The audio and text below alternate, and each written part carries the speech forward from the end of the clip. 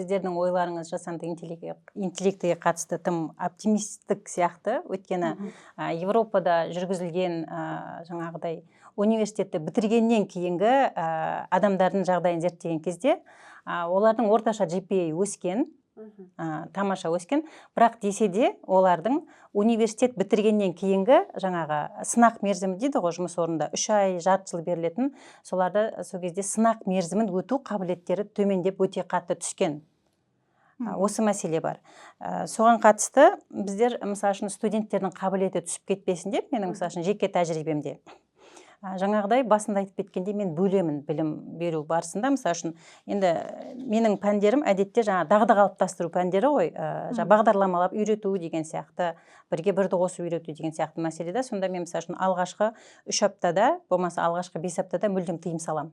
Мен қолдарымен жазатындай, енді сіздердің салаларыңыз гуманитарный болғандықтан, сіздерде басқаша болуы мүмкін. Менің саламда, мен мысалы үшін міндетті түрде алғашқы 5 аптада олар өз қолдарымен код жазып білу керек, оларда дағды қалыптасу керек.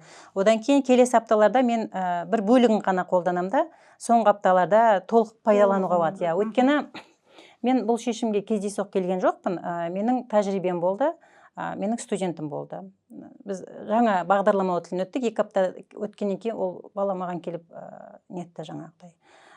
Мәселесін айтты, мен үйрене алмай жатырмын деді. Сосын мен айттым, көрейікші сіз кодты қайда жазып жүрсіз деп едім. Оныкі жаңағы ақылды редактор екен да, кодты бір-екі әрпін теріп бастаса, өзі ары қарай жазып бере салады екен. Сосын мен айттым, өшіріңіз дедім да, жаңағыны өшірді. 2 аптадан кейін жағдайын сұраған кезде ол бала емін-еркін жазып жүрді.